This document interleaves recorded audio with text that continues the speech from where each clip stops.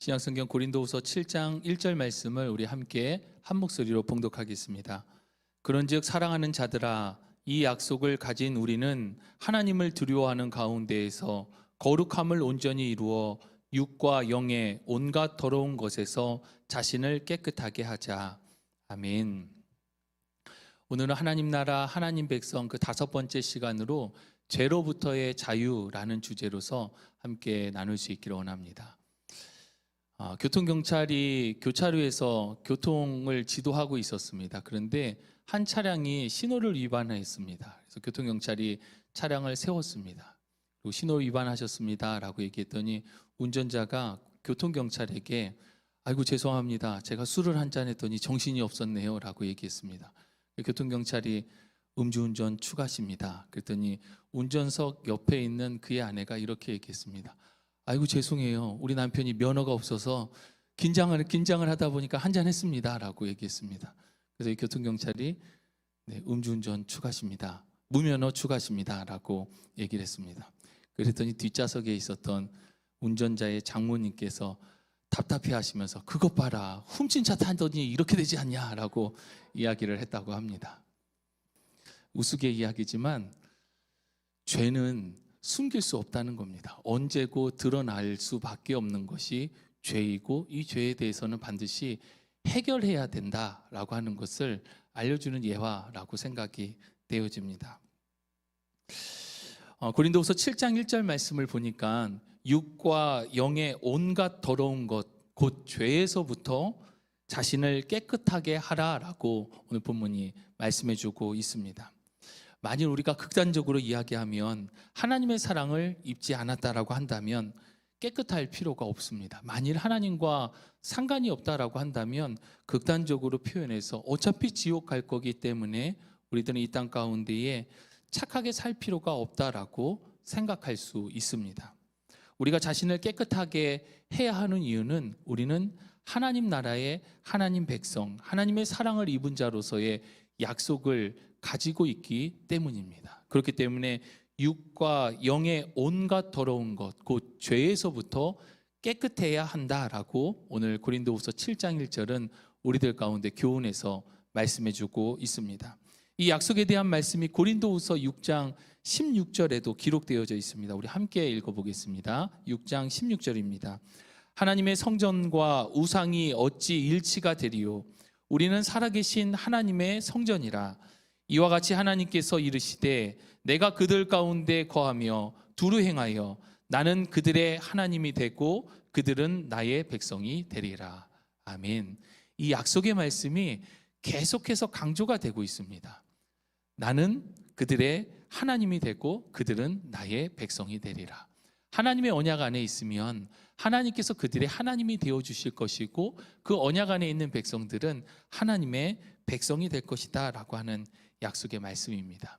이어지는 18절 말씀을 보니까 하나님이 우리의 아버지가 되시기 때문에 하나님은 단순히 하나님과 하나님의 백성의 관계를 넘어서 하나님 아버지와 그의 자녀의 관계가 바로 하나님과 우리 사이임을 18절에 이어서 말씀해주고 있습니다. 이렇게 하나님의 자녀이기 때문에 우리는 온갖 더러운 죄에서 우리 자신의 죄의 문제를 해결하며 깨끗하게 해야 되는 것입니다. 거룩하신 하나님께서 죄를 도대체 얼마나 미워하시는가? 하나님께서 죄를 미워하시는 것은 이 죄의 문제를 해결하시기 위해서 독생자 예수 그리스도를 이 땅 가운데 보내시고 죽음에 이르기까지 하나님께서 죄를 미워하셨다라는 것입니다. 거룩하신 하나님은 죄와는 공존할 수 없는 분이십니다. 따라서 우리는 거룩하신 하나님을 거룩한 삶을 통해서 경외하며 그분을 예배하는 삶을 살아야 하는 것입니다. 그런데 문제가 있습니다.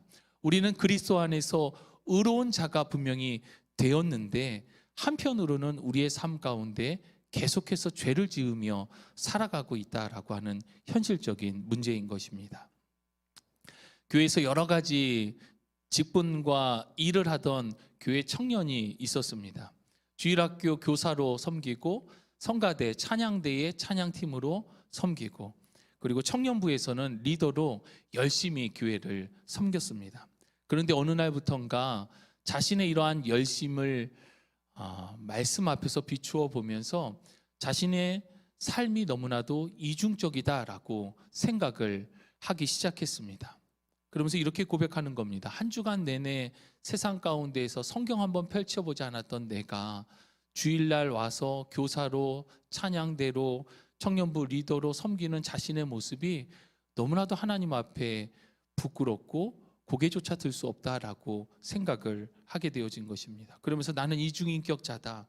내게 양심이 있다면 교회 가는 것보다 차라리 집에서 혼자 회개하며 기도하는 것이 맞겠다라는 생각까지 가게 되어졌습니다. 세상에서 헐레벌떡 그렇게 살아오다가 주일날 주일학교 아이들을 대하면서 예수님께서 너를 정말 사랑해 라고 얘기할 수가 없었다라고 합니다. 계속해서 자신에 대해서 가증스럽게 여기기 시작한 것입니다. 이런 일이 계속해서 반복되면서 그는 결국에 자신이 하고 있는 모든 일들을 내려놓았습니다. 물론 내려놓을 때 자신의 이중인격적인 성격이 보이고 자책감 때문에 할 수 없다라고 얘기한 것이 아니라 이런저런 두루두루 핑계를 대면서 자신은 더 이상 섬기기가 어렵다라고 이야기를 했다고 합니다.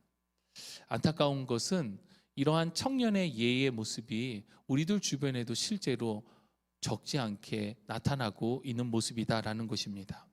중고등부 시절에 회장을 하기도 하고 임원으로 섬기기도 하고 청년부의 리더가 되기도 하고 찬양 인도를 하기도 하고 교회의 열심을 가지고서 섬기고 밤을 새기도 하고 수련회에서 은혜를 받았다고 하는 이들이 언제부턴가 그 마음 가운데에 내면의 갈등을 통해서 교회를 떠난 사람들이 적지 않다라고 하는 것입니다.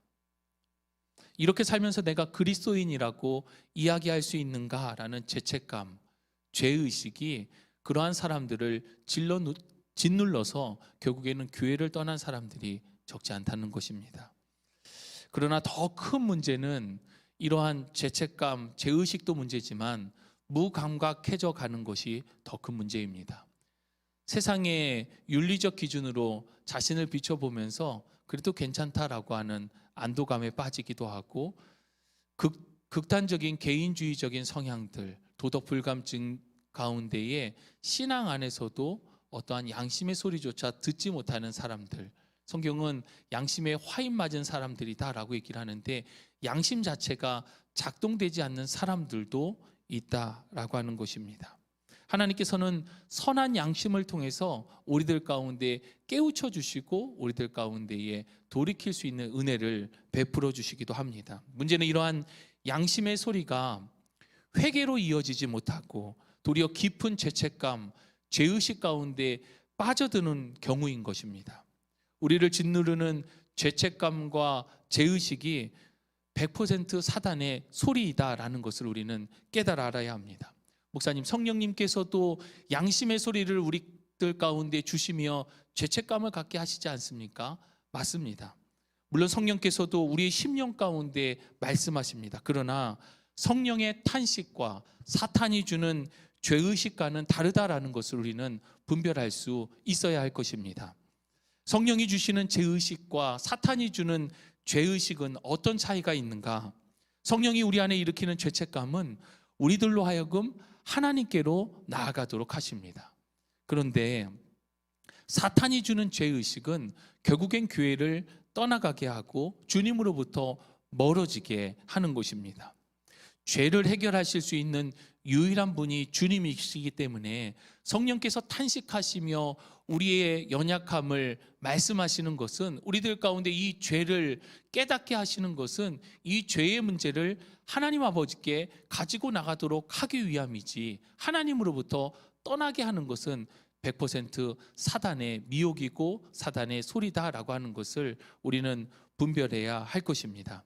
저와 여러분, 우리 모두는 하나님의 은혜로 하나님의 의로운 자녀가 되었습니다. 우리가 의롭다함을 얻게 된 것은 전적으로 하나님의 은혜입니다. 그러나 사탄이 주는 죄의식은 내가 하나님의 자녀임을 거북하게 만드는 것입니다. 어린아이가 부모님의 말씀을 잘 듣지 않고 공부도 잘 하지 않고 효도를 못한다고 해서 완전히 주눅들어 만일 이렇게 이야기한다고 보십시오. 엄마, 난 효도도 못하고 공부도 못하고 엄마 말씀도 잘 안 듣고 나는 엄마와 부모님과 함께 한 식탁에서 밥을 먹을 자격이 없어 라고 이야기한다면, 자꾸만 부모를 자신의 부끄러움 때문에 피하기만 한다면 과연 부모의 심정은 어떠할 것인가? 이것은 부모님과의 바른 관계도 아니고 그것이 효도가 될 수도 없고 오히려 부모님의 마음을 아프게 하는 것이다 라는 것을 우리는 알아야 할 것입니다. 우리를 향하신 하나님의 사랑과는 다르게 사탄은 우리를 향해서 어떻게 하는가? 성경은 밤낮 우리를 향하여서 하나님께 우리를 참소하고 있다라고 말씀합니다. 요한계시록 12장 10절입니다. 내가 또 들으니 하늘에 큰 음성이 있어 이르되 이제 우리 하나님의 구원과 능력과 나라와 또 그의 그리스도의 권세가 나타났으니 우리 형제들을 참소하던 자, 곧 우리 하나님 앞에서 밤낮 참소하던 자가 쫓겨났고. 사탄은 하나님 보십시오, 저 사람이 과연 하나님의 의로운 자녀가 맞습니까? 계속해서 이렇게 참소하고 우리들을 향하여서는 넌 안 돼 라고 정죄하는 것입니다. 그러한 죄의식이 누적되게 되면서 우리들은 이 죄의식 가운데에 하나님과 점점 멀어지게 되기도 하는 것입니다. 이것은 사탄이 우리를 철저하게 속이는 것입니다. 사탄이 심는 죄책감, 죄의식에 속아서는 안 된다라는 것입니다. 하나님께서는 예수 그리스도를 믿는 믿음을 통하여서 저와 여러분들을 향하여 의롭다라고 선포해 주셨습니다. 양심의 소리가 죄책감, 죄의식으로 가는 것이 아니라 우리들 가운데 발동되어지는 양심의 소리는 회개의 자리로 옮겨지는 발걸음으로 나타나야 할 것입니다. 자, 그렇다면 기독교에서 말하는 죄는 무엇인가? 여러분, 예수 믿는 사람이 거짓말해도 됩니까? 안 됩니다. 왜요? 거짓말은 한마디로 얘기하면 나쁘니까. 그런데 불교에서도 마찬가지로 거짓말이 나쁘다라고 이야기하고 학교에서도 윤리를 가르칠 때에 거짓말은 나쁜 거다, 하면 안 된다라고 가르칩니다. 구약성경 사무엘상 15장 말씀을 보면 사울 왕이 아말렉과 전투를 할 때에 하나님께서 사울 왕에게 명령하신 것이 있습니다. 아말렉에 호흡이 있는, 생명이 있는 모든 물체를 다 죽이라, 진멸하라라고 하나님께서 명령하셨습니다. 하나님의 명령을 따라 사울 왕과 그의 군대는 호흡하는 어린아이, 약자, 그가 누구라 할지라도 모두 다 죽여야 했습니다.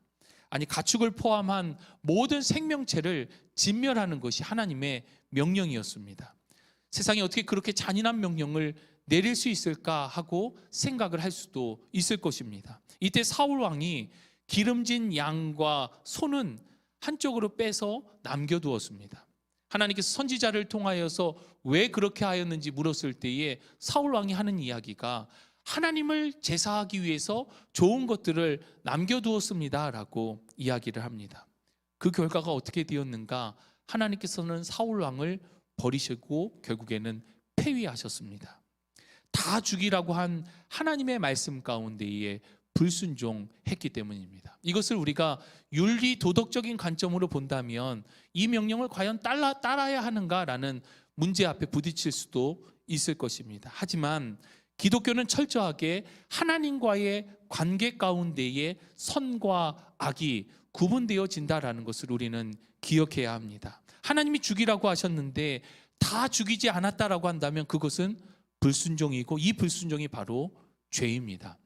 아담과 하와가 하나님께서 동산 중앙에 있는 선악과를 따먹은 것을 가지고서 하나님께서는 약속을 파기하시며 그를 쫓아내셨습니다. 우리가 생각할 때에는 과일 하나를 따먹은 게 뭐 그렇게 대단할까라고 생각할 수 있을 것입니다. 그러나 그렇지가 않습니다. 하나님의 말씀 가운데 순종하지 않는 것, 그것이 성경은 분명하게 죄다라고 말씀하고 있습니다. 기독교는 철저하게 하나님과의 관계 가운데에 선과 악이 나눠진다라는 것을 기억하십시오. 동성애를 옹호하는 사람들이 있습니다. 동성애를 옹호하는 사람들의 주장은 성소수자라 할지라도 그들의 인권을 보장받고 존중해 주어야 한다라고 하는 평등의 관점에서, 인권의 관점에서 이야기를 합니다. 맞는 말입니다.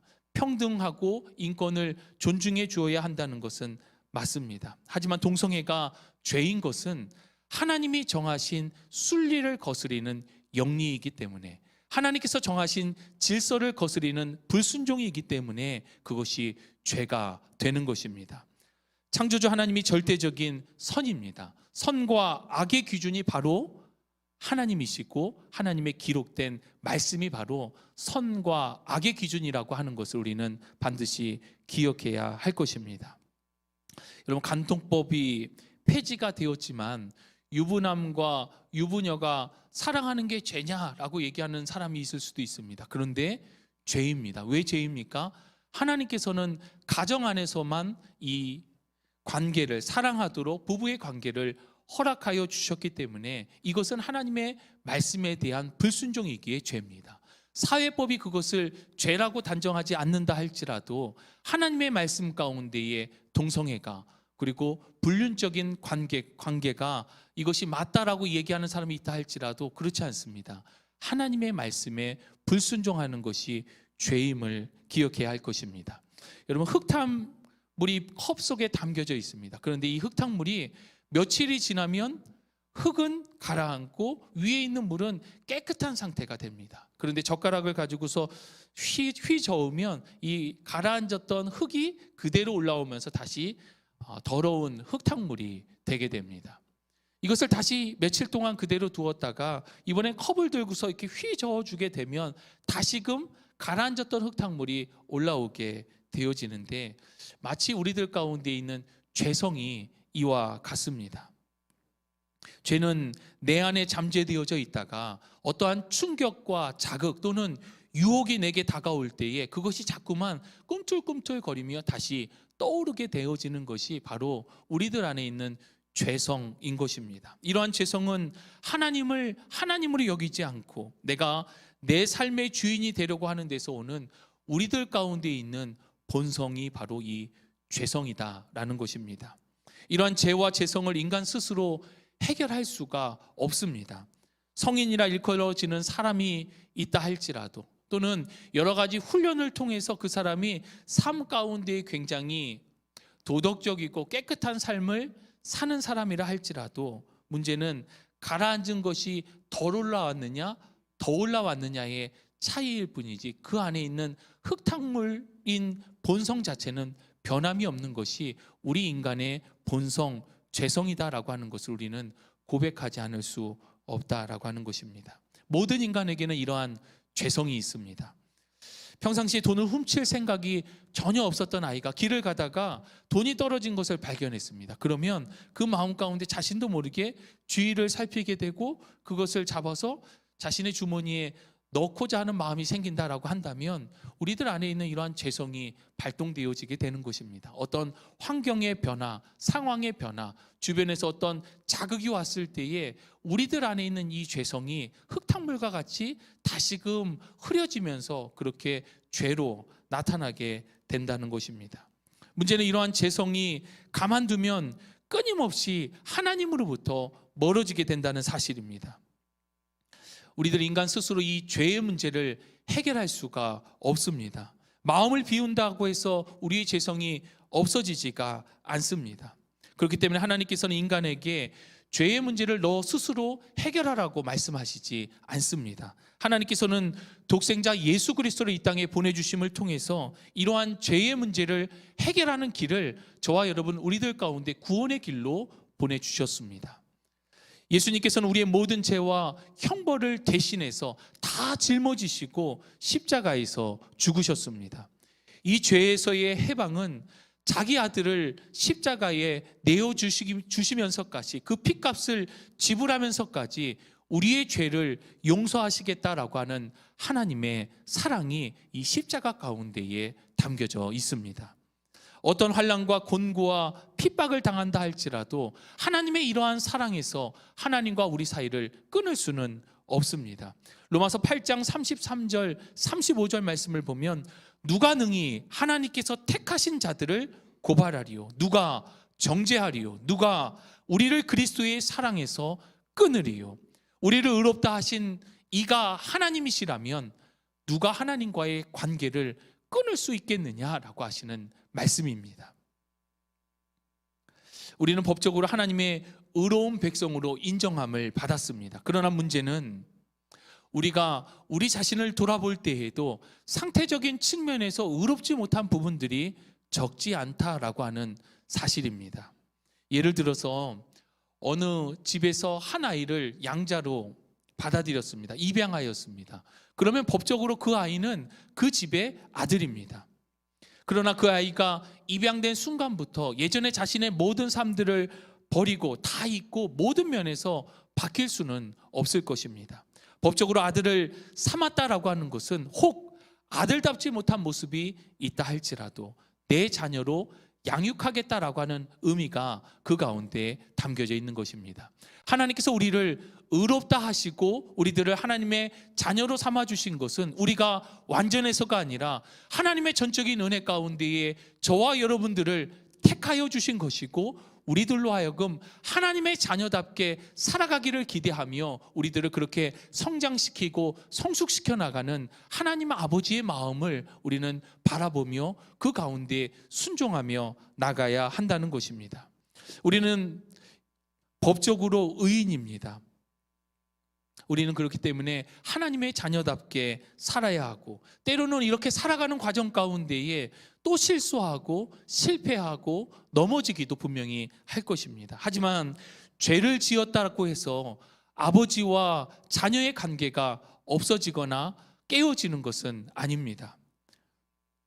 그렇다고 해서 이 말을 언제든지 죄를 지어도 된다라고 생각하고 이해한다라고 하는 분들은 아마도 이 자리에 없을 거라고 생각을 합니다. 로마서 6장 1절로 2절 말씀을 보면 그런즉 우리가 무슨 말을 하리요? 은혜를 더하게 하려고 죄에 거하겠느냐? 그럴 수 없느니라. 죄에 대하여 죽은 우리가 어찌 그 가운데 더 살리요? 죄에 대해서 죽은 우리를 의롭다고 하신 하나님의 그 은혜 가운데 있는 우리가 어찌 더 그 죄 가운데 살 수 있겠느냐라고 말씀하고 있습니다. 죄의 맛을 모르면 죄를 짓지 않습니다. 저는 어렸을 때 게임을 엄청 좋아했습니다. 어느 정도였냐면 오락실에서 50원을 넣고 전자오락을 하면 한 2시간을 앉아있을 때도 있었습니다. 그러면 오락실 주인 아저씨가 와서 저한테 200원을 주고 그만하고 가라고 할 정도로 게임을 좋아하고 엄청 잘했습니다. 한번 말씀드린 것 같은데 중학교 1학년 때 저희 담임 선생님이 윤리 선생님이셨습니다. 그때 당시에는 오락실을 가는 아이들을 불량 청소년으로 간주했을 때입니다. 그래서 선생님께서 하루는 다 눈 감어, 오락실 일주일에 1번 이상 가는 사람 손들어, 2번, 3번, 6번. 그때 선생님께서 야 정영교, 넌 거기서 사니? 정직하게 얘기했을 뿐인데 그만큼 매일 오락실을 갈 정도로 게임을 좋아합니다. 그런데 핸드폰이 나오고 나서 처음에는 핸드폰에서 화장실 가서 간단하게 게임할 수 있는 것들을 건전한 게임, 뭐 스포츠 게임 이런 것들을 깔았는데 이게 깔려 있으니까 계속 하게 되는 것입니다. 그래서 지워버렸습니다. 제가 너무 좋아하는데 그 맛을 아니까 아예 그 맛을 보지 말아야 되겠다 하고 지워버렸습니다. 드라마도 보면 재미없어 하는 사람이 있습니까? 다 재밌어 합니다. 그런데 드라마도 애초부터 잘 안 보려고 합니다. 보면 그 맛을 아니까 다음 화가 기대되어지고 또 그 다음 이야기가 궁금해지기 때문에 우리들 가운데 주어진 한정된 시간, 우리들 가운데 주어진 삶 가운데 더 하나님께 집중하기 위한 삶으로 그 맛을 알기 때문에 그 맛 자체를 끊어버리고자 하는 노력을 스스로 하기도 합니다. 죄는 괴로워서 지는 것이 아니라 여러분 스스로 자신을 돌아보면 엄밀히 이야기하면 죄는 좋아서 짓고 죄는 자신이 원해서 짓습니다. 단지 뒤에 후회하는 것뿐입니다. 1번, 2번 자꾸만 하고 싶어지는 것이 죄의 특성이고 그렇게 죄에 길들여지다 보면 결국에는 죄에 중독된 삶, 그렇게 죄에 중독되다 보면 결국에는 죄에 대해서 우리의 양심이 발동하지 않는 무감각한 삶까지 이어지게 되어지는 것입니다. 이러한 죄의 습성에서 벗어나는 것이 쉽지 않기 때문에 데살로니가전서 5장 22절은 죄는 그 모양마저도 버리라 라고 교훈하고 있습니다. 설사 죄를 지었다고 하여도 예수 안에 있는 자들은 법적으로 신분상으로 의인 거룩한 하나님의 자녀입니다. 이것은 죄에서 우리를 구원하신 하나님의 엄청난 은혜의 복음입니다.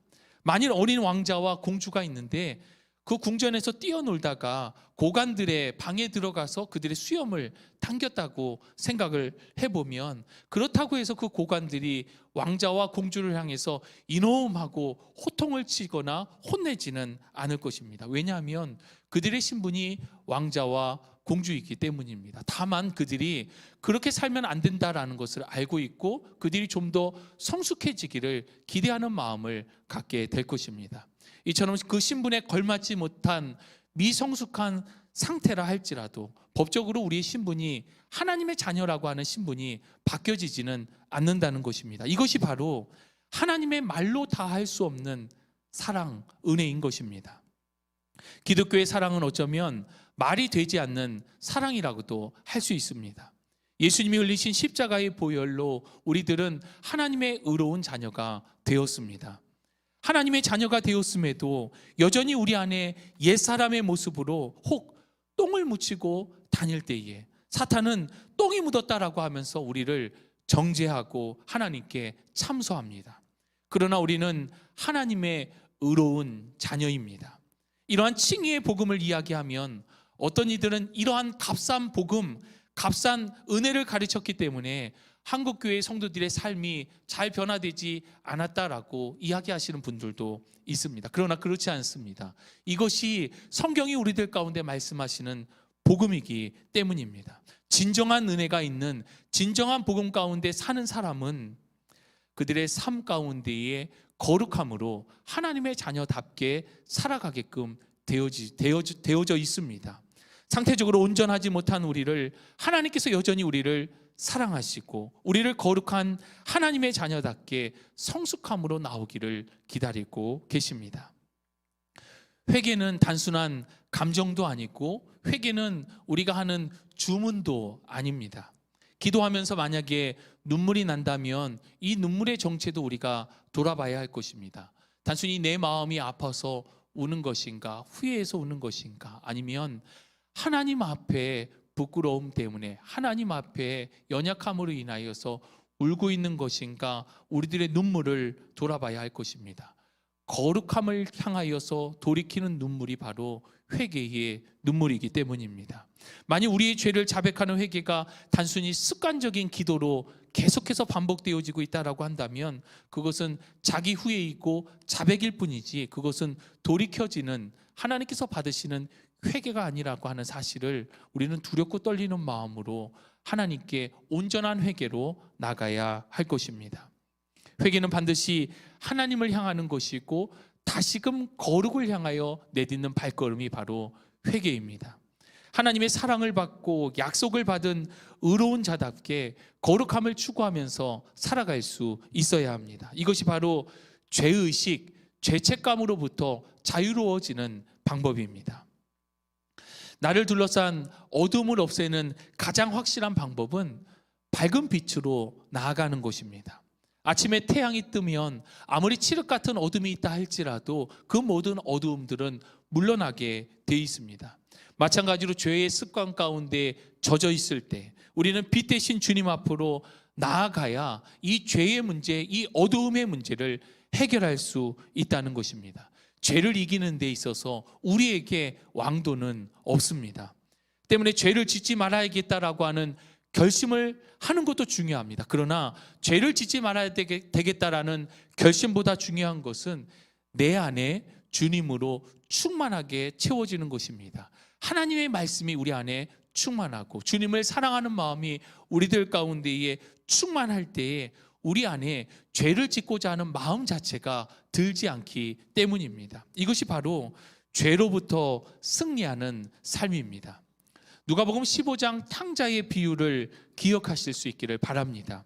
탕자가 아버지께 돌아와서 하는 이야기가, 아버지, 제가 하늘과 아버지께 죄를 지었습니다 라고 이야기를 합니다. 이렇게 탕자가 회개할 때에 아버지가 긍휼히 여기는 마음으로 달려가서 그의 목을 안고 입을 맞추어 줍니다. 이것이 하나님의 사랑이고 긍휼입니다. 회개해서 용서해 주는 것이 아니라, 탕자가 무슨 말을 했는지가 중요한 것이 아니라, 그가 하나님 앞에 돌아왔을 때에 이미 하나님께서는 용서하시고 그를 기다리시다가 그를 향하여 달려나아가서 안아주시고 입 맞춰주시는 것이 바로 하나님이 우리를 향하신 사랑과 긍휼이다라고 하는 것입니다. 우리의 연약함을 아시는 하나님, 우리의 체질과 우리의 기질을 아시는 그 하나님께서 탕자와 같이 부끄러움을 우리들 가운데 안고 있다 하여도 우리가 돌아오기를 기다리시는 여전히 거기 계신 분이 바로 우리 아버지 하나님이십니다. 주 안에 사랑하는 여러분, 하나님 나라, 하나님 백성은 죄의 문제를 해결함을 받은 하나님의 자녀입니다. 더 이상 죄를 참소하는 사탄의 공격 가운데에, 죄의식 가운데에 눌려질 필요가 없습니다. 이러한 죄책감이 들 때에, 죄가 깨달아졌을 때 우리가 할 수 있는 것은 바로 하나님을 향하여 나아가는 것입니다. 이것이 바로 죄의 문제를 해결하는 것이지, 눌려지는 죄책감 가운데 하염없이 도망가다 보면 결국에는 하나님으로부터, 교회로부터 멀어지게 되고 결국에는 떠나게 되어질 것입니다. 밝은 빛으로 나아가는 것이 우리를 둘러싸고 있는 모든 어두움을 물러나게 하는 방법입니다. 죄를 짓지 않겠다라고 하는 몸부림보다 우선되어져야 할 것이 바로 내 안에 주님의 은혜로 가득해서 채우는 것입니다. 날마다 하나님의 말씀 듣기를 사모하고, 날마다 그 하나님의 말씀을 붙들고 살아가고, 날마다 기도하며 하나님의 도우심과 인도하심을 간구하는 성령 충만한 삶을 통하여서 이 죄의 문제를 극복하며 하나님의 은혜 가운데 살아가는 하나님 나라, 하나님 백성이 되실 수 있기를 주님의 이름으로 축복합니다.